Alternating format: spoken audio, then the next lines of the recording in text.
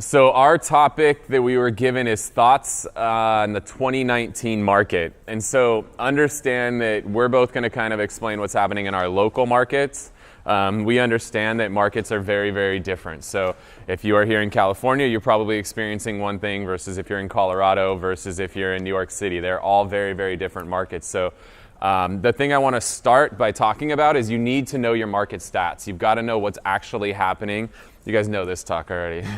So you got to know what's happening in your market specifically. And when you guys are looking at stats, you've got to make sure you're looking at the leading indicators, not the lagging indicators. The lagging indicators are what the media often reports, which is things like the number of closed sales. They're talking about the average sales price. They're talking about sales price to list price ratios. Those are all lagging indicators. And so what I mean by that is if a deal goes into escrow today, right? Here we are, we're in February. If a deal goes in escrow today, let's assume 30, 45-day escrow, that deal's going to close in March. When March is over, then all the statisticians are going to put those stats together and they're going to report them in April. And then the media is going to pick up on those stats. Sometimes they're going to report those stats in April. Sometimes they're not going to report those stats till May. So here's what you got to look at is we're here at the beginning of February, and what's happening today, right this second, a lot of times is not being reported by the media until 3, 4, 5 months later. A prime example, we just had one of our local association of realtors send something out in September and talk about San Diego's bucking the trend and sales are up. This thing that was sent in September was referencing closed stats from July, which again, closed stats from July is what happened back in May. So even our own local association of realtors is talking about what happened in May in September. So you guys got to focus a lot more on the leading indicators as opposed to the lagging indicators. So some of the leading indicators that we like to focus on, you got to look at how many new listings are hitting the market. You got to look at how many listings are going pending in your market. And naturally, when you look at those two, there's going to be a correlation to what's happening with the supply in your market. Here in San Diego, supply's up 57% from a year ago. And you got to look at year-over-year stats, not month-over-month stats, because there's obviously going to be some seasonality. So you don't want to look at January versus December. You want to look at January versus January, December versus December the year prior. So we're also looking at what's happening with inventory. We're looking at what's happening with days on market. Those are a lot of the big leading indicators that you guys want to focus on. So we've been tracking that here in San Diego, and in July, inventory was up 9.5%. Then it was 14.8, then it was 23.8, then it was 34.5, then it was 42.7, then it was 55.1, now it's 57.1. Like, there's a very clear trend of what's happening when it comes to inventory growth. And I'm not the statistician that this man over here is, but my degree... When I was working at San Diego, I called you. You need to introduce him. You guys know the Oracle? Do you guys know the Oracle? You guys know this man? Yes. We are honored to have you here. I came here to learn from you, so shut up about me. You have two treasures in front of you. I know only one of them is named Treasure, but you have two treasures in front of you. No, one is a treasure, one is not, okay? One man's trash is another man's treasure. That's a new one. All right. Yeah. So you got to understand that things that go up together, down together, two things that don't go up together are inventory and price. Very, very rarely are you going to see large increases in inventory like we're seeing right now and see prices go up at the same time. Now, what's interesting is, one of the things Steve talks about a lot is you got to control the narrative. So what the media is going to pick up on is they're going to pick up on that 57% growth in inventory because that's what sells. If you go on any news network and look at the front page of their website, I guarantee you 8 out of 10 of the headlines are going to be something negative. The media is always going to latch on to whatever's negative. That's what gets clicks. That's what gets eyeballs.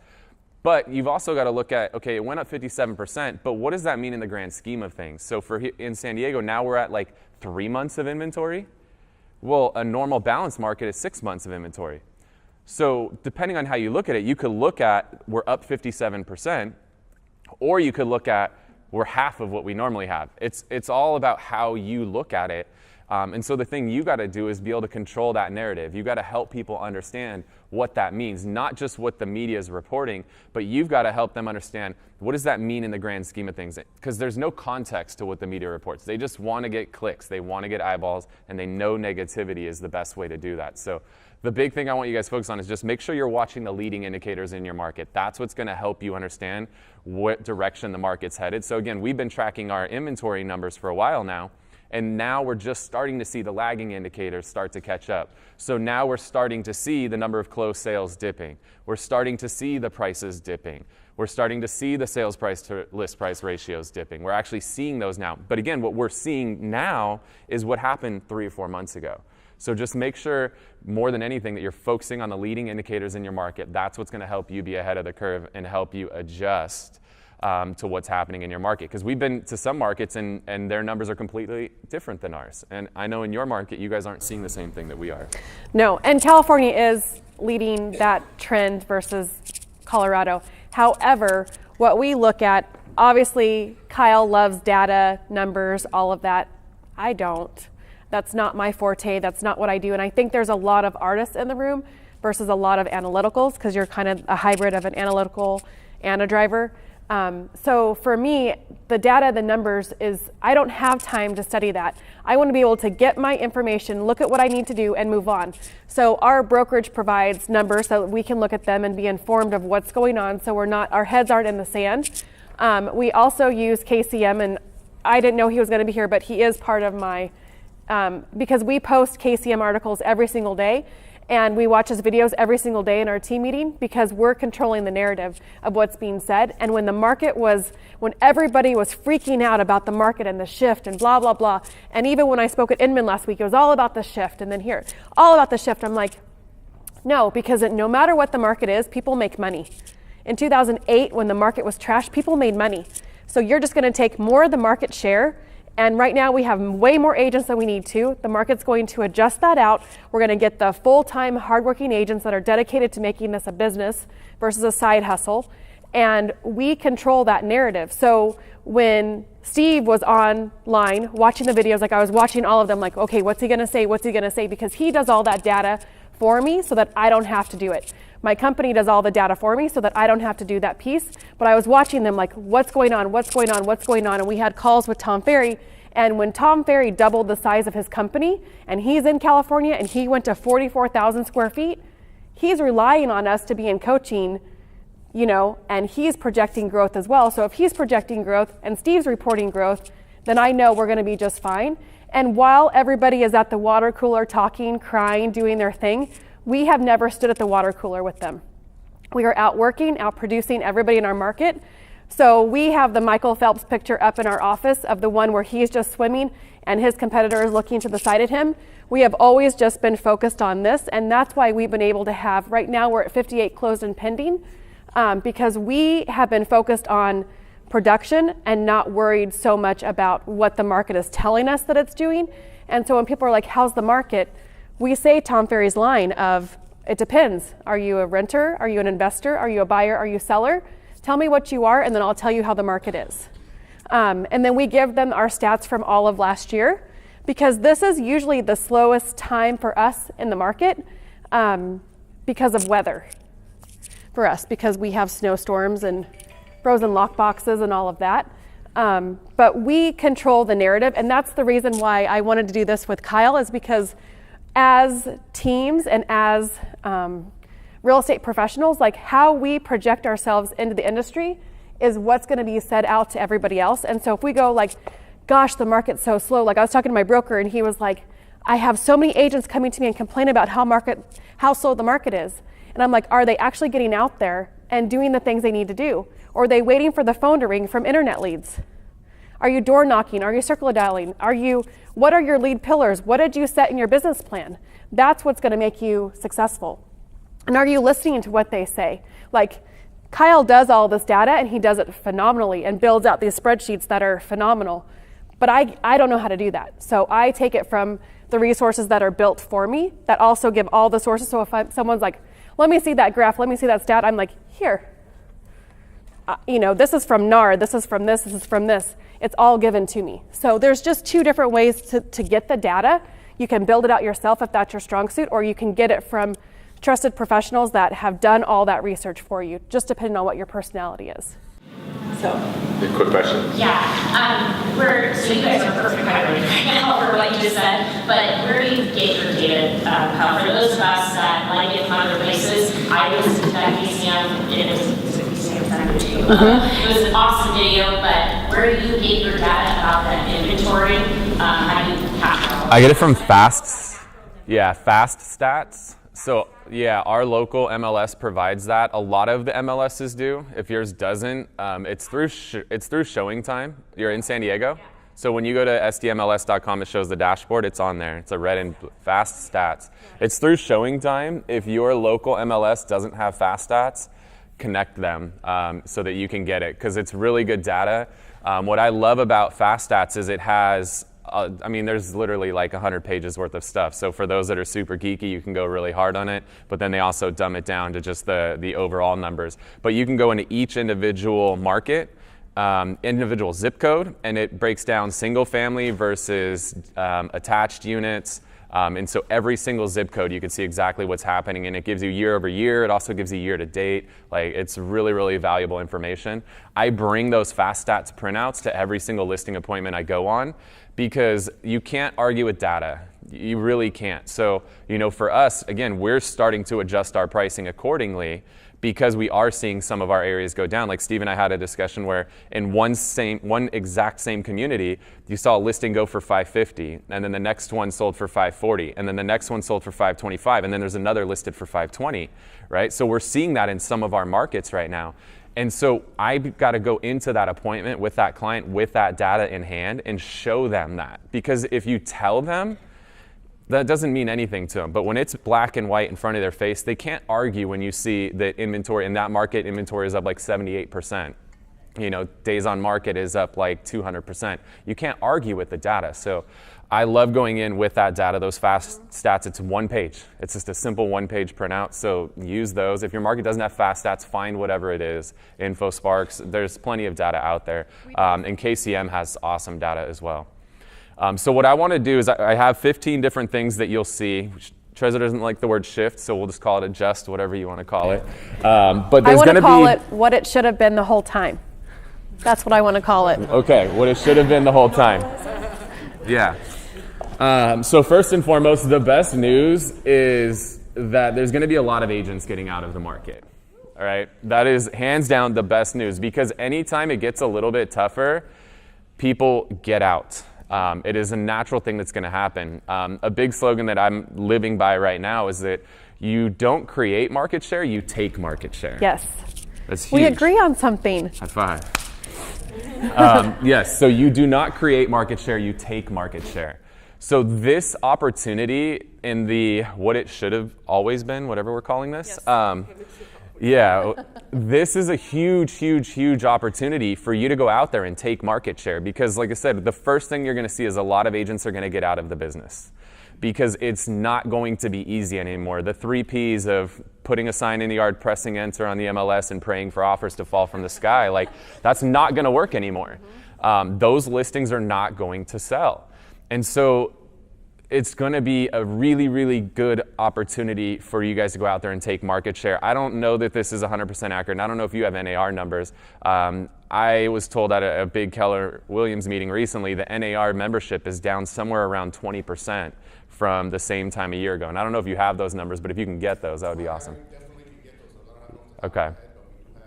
But that's the understanding that I've already heard, is that you've already seen almost a 20% shift in, or adjustment in, the number of what it should have been. NAR members that are out there. What it should have been. So right off the bat, there's already less agents, which creates more opportunity for you. But think about what are some of those opportunities. One that Debbie Holloway took advantage of, and a lot of people can take advantage of, is going out there. The agents who've been around for 20, 30, 40 years, they've been through a couple changes in the market. And they know that when the market changes, you have to work harder. Well, if I'm in my golden years, do I really want to go work harder and like go through this whole thing all over again? Probably not. So look around in your market and think about who are those agents in your market that have been there for 30, 40 years, right? The people that are in their 70s, their 80s, 90s. Those guys are a great way to take market share. Go approach them and ask them. First build a relationship with them. Everything is all about relationship building. Go build the relationship with that agent, and just say, hey, I know you've been in the business a long time. You have a retirement plan. What do you got going on? Most of them have no retirement plan. Like, their retirement plan is literally to die while door knocking. Like, it's scary. It's sad. It is. It's sad, to be honest with you.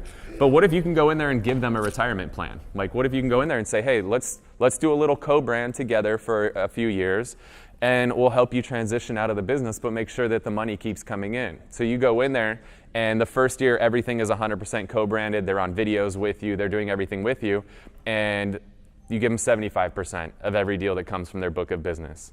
Second year, you start to take them off some of the branding, and then you do a 50-50. And then third year, you do 25-75. And maybe you phase it out after 3 years. Maybe you go to like 10% for life or something along those lines. But what if you could just go in there and just take market share with zero upfront expense? Like, it's a huge opportunity, because these people do not want to go through this again. They're looking at it, they're just like, oh my gosh, this again? I do not want to deal with this crap. So if you can come in there and be that solution for them, and it really is a win-win. I mean, it really works out well. Help this person so they can actually go live life and enjoy their kids and everything. And you can take over their book of business. And I guarantee you, if you could take some of the new school technology and apply it to these, an 80-year-old person's book, which a lot of times their book of business is a literal book, right? There is no CRM, there's nothing. So if you could take their book of business and now apply some of the new school tactics to that book of business, think about what you can pull out of it. It's massive. So I did this with an agent in my marketplace. Let me tell you my failure. My failure was I did not have an agreement up front, and I didn't have the phase out of what it would look like at the end. So when you're doing this, make sure you have the agreement and the divorce agreement. If something doesn't go well, make sure you have all of that lined out with the phase out written down. We did it kind of as a handshake, and it's worked out fine, but looking back, I wouldn't have structured it the way that I did. And it's kind of phased itself out, but there's just a failure that I'll share with you guys to make sure you have at the end written down. A lot of people are good at writing up the beginning, but they're not good at writing out the end. So write out the end piece. So another thing that you're going to see in the market is that your skills, both your sales skills and your marketing skills, are going to be more important than ever. It's going to be crucial that you really, really have everything down and that you have it polished. If you guys are not actively role-playing, you are missing a huge opportunity. One of my big favorite sayings is we work in an industry where we have the ability to make NFL money, but only if we put in NFL effort. And so I just got back from the Super Bowl. Like, these guys train for thousands of hours per year so that they can go and perform on that field for, really, it's 30 minutes a game, 16 games. So these guys have 8 hours of performance time per year, but they spend 3,000 hours a year training, so that for those 8 hours that they're actually on the field each year, they can perform at that top level. They know that if the other team lines up in this formation, that we've got to line up in that formation. They know if this guy does this move, that I've got to do that move. So we need to put that same level of effort in if we want to make that same level of money. And we have that ability. I mean, her and I combined made over $8-9 million last year in GCI. You guys have the ability to make that same kind of money, but you're only going to make that if you put that same level of effort into it. So if you guys aren't role-playing on a daily basis, both with your phone calls and with your presentations, you're missing a huge opportunity. I see so many people that are so focused on, buying leads, right? They're like, oh, so-and-so's doing Zillow leads, I got to buy Zillow leads. Here's $10,000 a month on Zillow leads. And then some of them don't practice what to say to those Zillow leads. Or some do practice, and maybe you role play on the phone, and so now you get really good and you set up these appointments and show up to the appointment, but then you shit the bed at the appointment because you haven't actually role played what to do with the appointment. All right, like, think about that. You're spending $10,000 a month on these leads. You're spending hours and hours and hours on the phone to turn those leads into appointments, but then you show up to the appointment and you have no idea what to do. You haven't practiced it. Like, that's crazy. You've got to practice your presentations just like you practice your actual phone calls. Because when you go in there, if you go in against somebody who's been practicing practicing that on a regular basis versus the person who's just kind of winging it, that winging it is not going to work. That person who's polished and has put that NFL effort in is going to be the one that makes that money and gets that listing. So most of my listed appointments I compete on, and so I love when they kind of back us back to back and they're walking out with nothing in their hands, and I'm like, yeah, I got this, because I have everything kind of buffered down to what I need to talk about, to what's going to be important to them. Like I have like a little accordion folder of like, I need to talk about this, here it is. I need to talk about this, here it is. I have this whole like bag of tricks that I can pull out based off what they need to do, including the super analyticals that are like, show me data. I'm like, I got that. I have totally got that. So really, we script practice every single day on our team. It's not sexy, nobody wants to do it, but we do it every single day. And sometimes we make jokes out of it. So, we'll role play like, whatever, just to kind of, sometimes you're like, I don't want to do it today. How are we going to do this? And that's the biggest thing that I would say. I know this isn't a team one, but the one thing I want to say about having teams that I think Kyle and I really do really well is we're in the trenches with them, doing appointments, going on things. Like we don't ask anybody on our team to do anything that we're not willing to do. And I think that's something that a lot of people have teams because they're like, oh, I want to go golfing. I want to go do this. I want to leverage my time. I want to go do this. But you have to be working just as hard as they are in the trenches. And that goes with script practicing, because you have to be able to transfer your skills.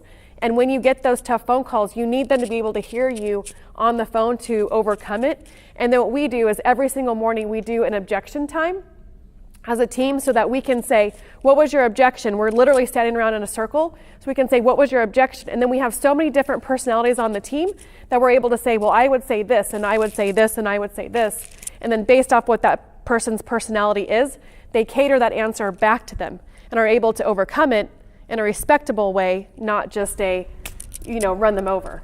So that's super important, is we script practice every single day. Yeah, and you got to stay a part of it too. You can't just pass it off and go tell them to do it and not do it yourself. I mean, again, Tom Brady, best freaking quarterback in history. You think he skips practice? Like, he doesn't, right? He shows up before everybody else. He leaves after everybody else. I mean, he's got to deflate those footballs before they start the game, right? I'm just kidding. He's a great quarterback. But I think doing those skills and being willing to do what other agents are not willing to do. You have to be willing to outwork them. And that's one thing that I tell my team is like, Thanksgiving is one day. Christmas is one day. New Year's Eve is one day. You have to be, those are the times when people are home, and those are the times you should be making those phone calls and outworking other people. So when we were in our office, I would tell my team, like, look outside. There is not one car out there other than ours, and we still have an hour of calling that we're all going to do together. Get on those phones, because this is when we know people are there. And other people are not willing to do that, but that's when they're home. Of course, we all want to be home baking cookies, but I've built that time into my calendar for when it works, so that when people are home, I'm making those phone calls. So that's something that I think is really huge, that, people are like, oh gosh, I sold 125 houses myself this year, ran my team, did speaking engagements. It's because I'm super disciplined on my time. So while everybody was out having a good time, I was like, I have to get ahead of my day for tomorrow to be able to know what I'm going to do today, to get ahead of it, so that my team still knows that even though I'm speaking, I'm still in it with them. So, did you have a question? You guys are both two top agents in this whole ecosystem we have. Both of you guys mentioned printouts when you guys go on your listing presentations. You guys aren't doing iPad, you're doing old school printout stuff? Just out of curiosity. The presentation is on a screen, but the data is on paper. Mine is both, because we're in Colorado and sometimes internet doesn't work.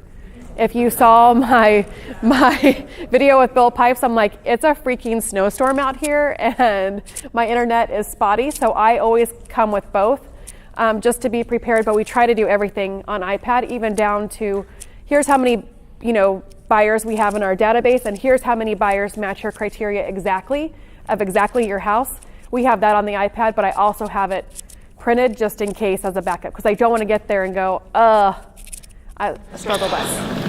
How long is your presentation if you go into data? Sometimes it seems like it's double the time. It depends. Like we try to get, so we have a list of questions we ask them. My listing manager asks them all these questions before we have the appointment, so that we know going into it the data that we need to know. And then we send them a video with all of like our pre-listing stuff. So we send them a video with all of that up front. So going into it, by the time we look at the house and I do my presentation, if they're just a normal family, because I want to build rapport with them, I'm probably there an hour, hour and a half, because I'm getting the contract signed at that appointment if I can. I'm trying to get them, because I compete on appointments, I'm trying to get them to cancel those appointments after me. I try to be second or third on the list. I never want to be first in. So I'm trying to get them to sign the contracts right then and there.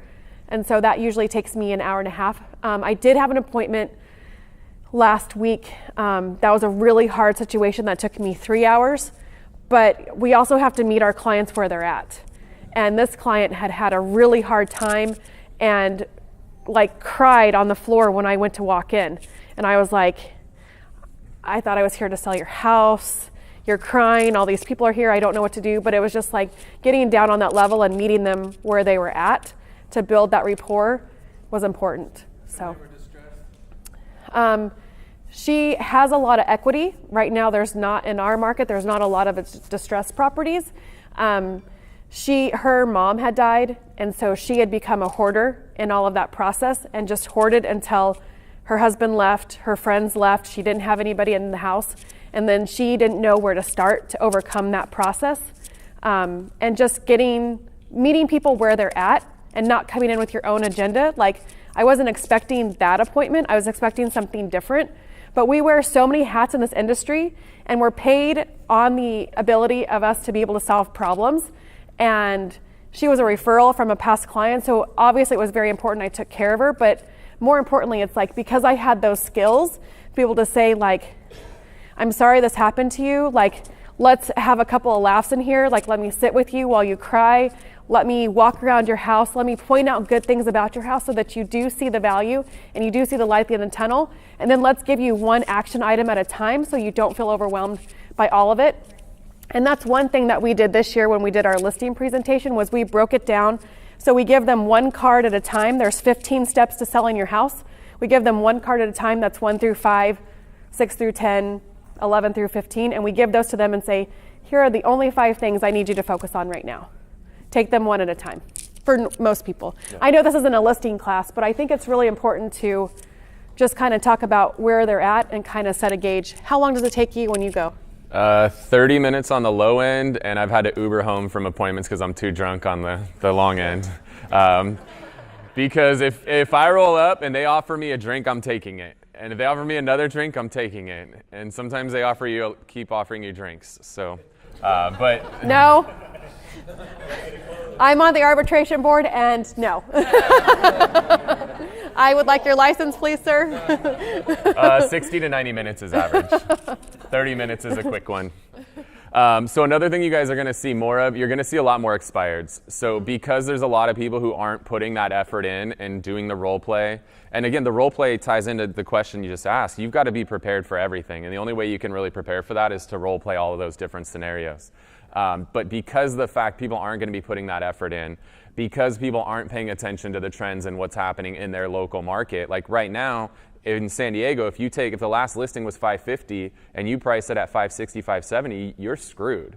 You are going to sit on that listing for a long time, and now trying to chase the market down becomes very tough. So the agents who aren't paying attention to the trends, they're going to struggle, and they're not going to put the effort in to sell the home, and they're not on top of what they need to be doing when it comes to the pricing. And so when that happens, that's going to create more expired opportunities for you guys. And so if there's a new pillar that you're looking to add to your business in 2019, I think expireds is one of the best pillars that you could focus on. We've seen a 250% increase in San Diego in the number of expired listings from the same time a year ago. So that's huge. And maybe your market isn't where we are yet, as far along in this, but it's gonna come. And maybe it might not be as extreme, it might not be for another year, but there's gonna be some change in your market. If you wanna have an area to focus on where you can really take a lot of market share, I think expireds is absolutely one of the best places you can be, because the lazy agents, the 1% shops, those guys, they're all going to start to fade out. All those agents that are getting out of the business, that is going to be the agent who's got the expired listing. Because what's going to happen is they're going to go into that listing appointment And they're going to tell the seller, yeah, my last listing, you know, I had 15 offers on it. It sold for 20 grand over full price. What they're not telling the seller is that was in July of last year. And in July of last year versus February of this year is two very different markets. And so they're not adjusting to what's happening in our specific marketplace. They're overpricing it. It sits forever. And now that's an expired opportunity. So I would definitely put a lot of attention on that. And same thing with FSBOs. FSBOs, they're going to have a much tougher time selling as well because they're not going out there. They're not actively marketing their homes the way that they need to.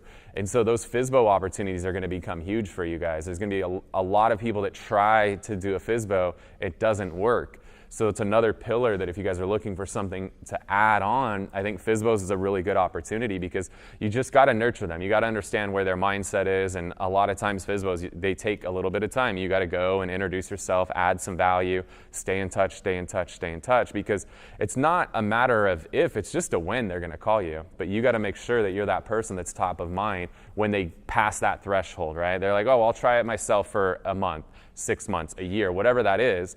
But you got to stay in touch with them. You got to have a good, solid system in place that keeps you top of mind so that when they pass that threshold of where they're done trying themselves, they're ready to hire the professional, you're that person that they call. Right. And on expireds, not doing the ones that just came up like January 1st, like go back a few years.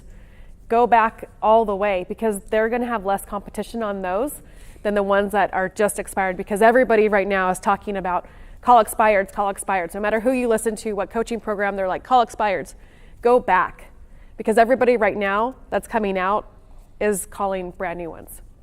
So get some less competition and go backwards. Yeah. Another one is you got to really, really hone in on your ability to price your listings. That is going to become one of the most important things in business right now is accurately pricing your listings. You've really got to dive deeper into the comps.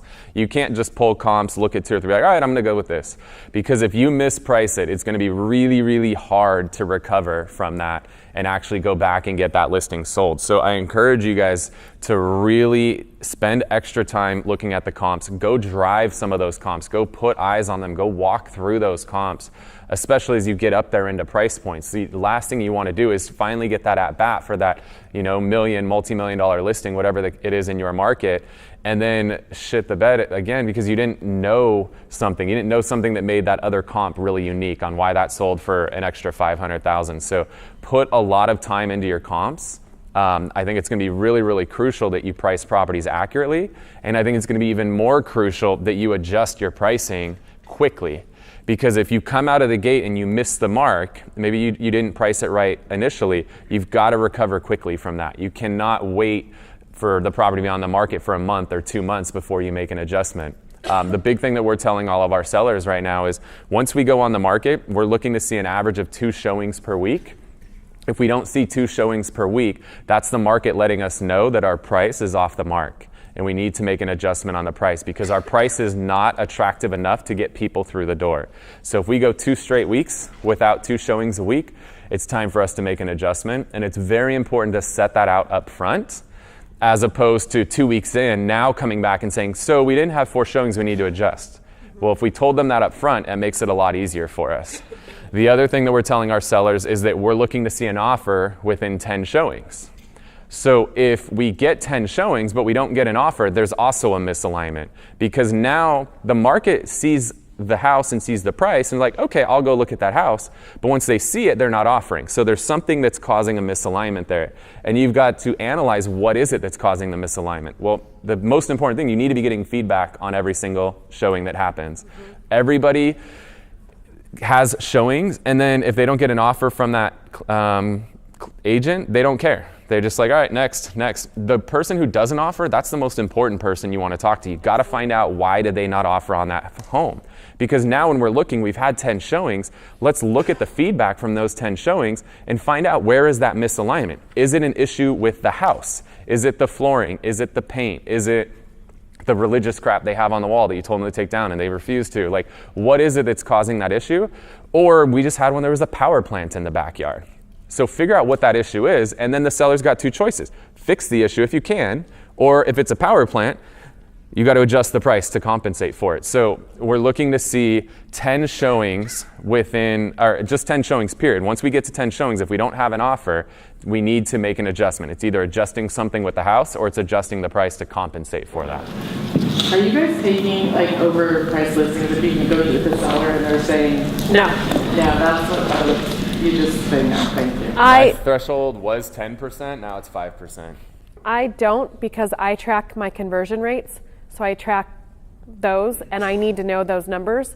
And as we're having agents that are taking more listings, I know what that conversion rate needs to be, and so I need to hold them to those same standards. And I use it as part of my marketing, as like, I will not buy your listing. There are agents that are going to come in either before me or behind me that may buy your listing for whatever you say it's worth, but we are going off of data and numbers and what it's going to take to get the house sold. And here are our pricing strategies, and here's what the internet says you should price it at, and here are the iBuyer offers if you need to do that. But we do our pricing based off of where you want in these 3 buckets, and then based off internet marketing. And I will not buy a listing because I have to keep that ratio high. And I didn't start tracking that ratio until my coach was like, you should really know this number. You should know what your conversion rate is, and you should know what your list to sell ratio is. You should know all of this data. So we literally track it every single month. And I'm like, oh, now that I know what it is, I'm like, gosh, I'm not willing to do that. So I wish them well. And I say, you know, when it doesn't work out, I would love to be the first agent that you want to talk to. Yeah, what I'll do, let's say I believe the house is worth 500 and they have some crazy number they want to go for. I'll go about 5% over right now. Like I said, that's my threshold, but I'm building price adjustments into the agreement. I will never take somebody's word that they'll come down on price if we don't get any offers. Sellers all the time like, well, let's just start here and let's see what happens. I'm okay with that, assuming it's within my threshold, but we're also going to come to an agreement up front that if we don't have offers within 2 weeks, we're making an adjustment, and it's in writing. I'm not going to trust you, because if they say, well, if we don't have anything in 2 weeks, then we'll come down to your number. 2 weeks pass, they're like, oh, let's give it another 2 weeks. Oh, let's give it another 2. No, that shit is in writing every time. I don't want to get in an argument with you 2 weeks later and try to twist your arm and all of that. So I always build those in writing if we're going to have that sort of thing. Yeah. Last year, yes. If people wanted to list for whatever, they were like, yeah, let's do it. But it didn't take any skill. How do we factor them in? Yeah. So in what regard? Great open house, you get a lot of people come through, you do multiple, do you count that in? No. No, I need 2 private showings. Another thing that's real important, I want to make sure we hit on this because we only got a few minutes left. Again, if we don't cover everything you guys are looking for, we're going to do a webinar. When is it, Brian? Monday, okay. Go to market.kylewhissel.com and you guys can register for it. We'll do a longer webinar. I know we only had like 45 minutes today, but market.kylewhissel.com and we'll do a follow-up webinar for you guys. You really need to be updating your sellers on a very consistent basis. Because what's going to happen right now, when you get into times like this where it's changing, somebody's talking to their friend that did sell in July and their friend's telling them, oh, I got multiple offers, blah, blah, blah, all of that crazy stuff. The market hasn't accepted that it's changed yet. So the first 6 months of when you have this change is a tough time because their friends who sold 6 months ago had a different experience than they're about to have. So you really got to have a good system for updating your sellers. We update them every single week. We do it on Mondays. In the message I send out, and I'll show it to you guys on the webinar, but my listing manager goes in and says, here's how many showings we've had total, here's how many since our last update, here's how many open houses, how many since our last update, here's the positive feedback, here's the negative feedback. Then we also give a link to the fast stats to show them what's happening in the market. We give them a link to show them the competition of what else is for sale in the area. And then we get data from showing time regarding the number of showings in general in our area. And then the most important part is not just sending that because nobody's going to do anything with it. Then I throw a bomb video on top and help them interpret what to do with all of that information. So then I'll go in there and say, that's where I can have the conversation about, hey, we said we're looking to see this many showings. We're not seeing that. We need to make an adjustment. And then I help them interpret all the data as well because consumers don't know what all that data means. It's our job to help them interpret what it means to them specifically. So I'll also talk through that data. And then the beautiful part of this is that this is where I recommend that we make adjustments on price. And you got to start using adjustment. Get rid of the word reduction. It is a bad word as an agent. Throw the word reduction out the window. Adjustment is what we've got to refer to it as. You could, yes, anything but the word reduction. You've got to call it an adjustment. But I will make my price adjustment recommendations in those videos. And the beautiful part of that is the saying one of my buddies came up with: a 5-minute offense prevents a 30-minute defense. So I can spend 5 minutes putting this video together.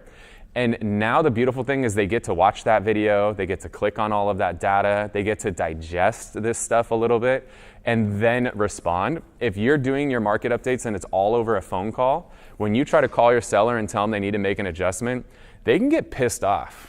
And then you end up in that 30-minute defensive call. So I love doing it via video because now they get to watch the video, they get to calm down, they get to, see the numbers in black and white, they get to see the competition before they respond to it.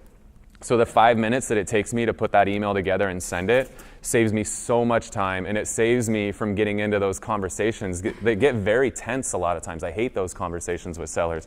And it's to the point, most of the time I'll send that email out, and then I'll wake up the next morning and they're like, go ahead and adjust the price. And that's it.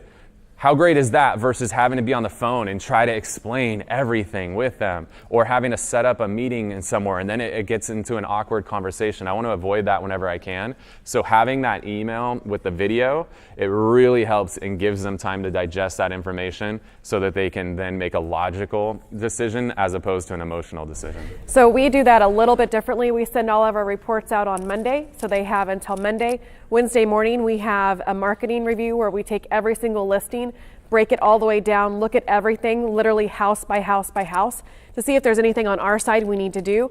And then we call our clients every single week and say, this is what we're doing and this is what the market's doing, so that they hear from us of things that we're doing regarding marketing or changes or things that we've seen and stuff like that. So we give them the reports on Monday so that they can sleep on it, and then we call them every single Wednesday and touch base, because again, nobody likes those conversations. I certainly don't like them. Yeah, I think Monday's a good day to do it because again, it does take them a couple days to digest stuff sometimes, and you want to have your adjustments made going into the weekend.